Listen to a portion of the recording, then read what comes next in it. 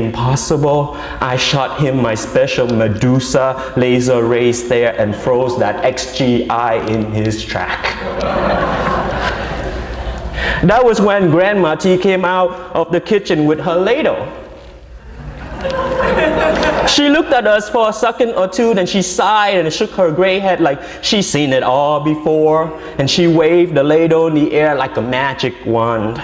"Trời ơi trời," she said, her voice low and throaty. "You people are worse than the monsoon. Please, enough with the crying already. My beef soup went sour back there because of your wailing."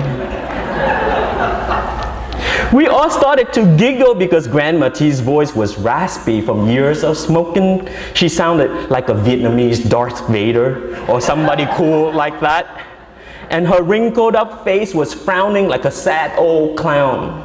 US was saying, US laughed too, even though he probably didn't get 90% of what she was saying. "Mister, I'm also Vietnamese." But Grandma T was stern to him. She pointed the ladle toward the door and said, "Uncle Steve, you should go and handle baggage. Let us woman folks take care of things." US stared at us like he wanted to say something, but nothing came out. So he just looked at Grandma T's ladle like he was really thinking hard about something, and then he nodded and left. Me, I was still bugging and thought dude got away easy. I don't know, I kinda half expected Grandma T to turn his sorry ass into a warthog or something. US did not come back the next day or the next. A week went by, then another. Soon, everyone started to wonder, including all the other regulars, whatever happened to Uncle Steve, the ex-GI who thought he was Vietnamese? Everyone but me, that is. I mean, I didn't care. US was finally out of my hair. Good. Why ask why? It was like having a vacation. It was like it was raining for a week and then you woke up one day and the sun was out and the sky blue. It was like too good to be true.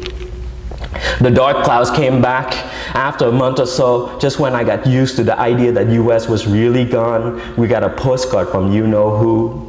It showed this pretty Thai babe, a dancer in traditional costume with an intricate pointy headdress. Her fingers were bent at an impossible angle, her head leaned to the side and her eyes wide and flirty. And she had this smile on her like she was real happy, but you could tell that she was just pretending. "Dear Mrs. Nguyen and family," he wrote, "if you all are wondering whatever happened to your Stephen, well, don't you worry. As you can tell from this postcard, I am in Bangkok on an extended vacation. I finally decided I need to take a trip back to Nam to look at the past. I am heading home in a few weeks. Then I'll have a very precious gift for you, and this time you cannot possibly refuse. Guarantee. Affectionately yours, Stephen." "What's Uncle Steve saying, Mama?" Pammy asked after she was done reading the card out loud for Mama. "Yeah, I joined in. What's so precious that we can't refuse? Don't we always refuse? Didn't you say we don't need charity? We make our own living, right, Mama?" "No charity," Mama agreed. "Postcards okay, flowers okay, expensive gifts not okay." But she studied the postcard for a few seconds, then pinned it on the board next to the cash register with all the rest like she didn't care, but you just know she was still thinking about it. So that night, right, when we were getting ready for bed and everything, Pammy dropped the bomb. "I mean, what if Uncle Steve wants to marry Mama?" "What?" I said. "Miss P, are you on LSD? Please, Mama and US, like they haven't even dated." "Wait, what am I saying? Mama never ever dated." "I just don't see it, Pammy. She's so virtuous. She lights incense in the altar, praying and talking to Papa and dead ancestors and all that every night, for God's sake. She's like, I must suffer because I'm a totally traditional Confucian Asian babe."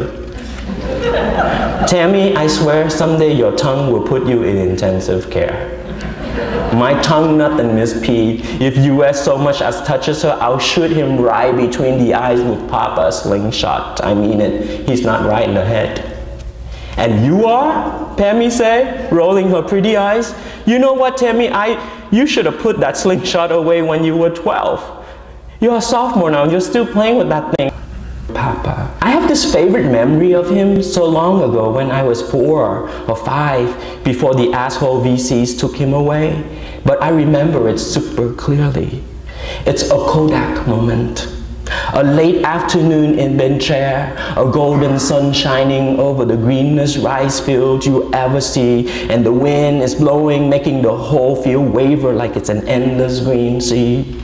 I am sitting on Papa's lap, and we're swinging on this hammock in the back of our house looking at that sea. I pull on the slingshot with one hand and try to shoot, but I don't have the strength and the rock flies less than 3 feet. Papa laughs and rubs my hair. Little monkey, you have to wait until you're older. Then you have to go hunting for wild ducks and rabbits to feed me and your mother. Papa shows me how he does it. It's so easy for him, so effortless. He puts a rock in the pouch part and holds the handle in his right hand, turns his head slightly so that he be looking at it with one eye and pull the sling far, far back. Then he lets the rock zip into the air as he exhales. Tuck! It hit the trunk of a starfruit tree grown by the edge of the paddy some 20 yards away.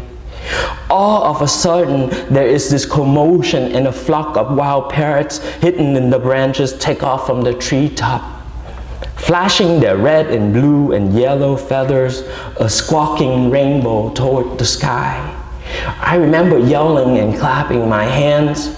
It's magic, Papa. It's awesome. Oh my goodness, it's the best moment of my life. But the replay button in my head didn't work that night. I mean, I couldn't see Papa's face clearly, not to save my life.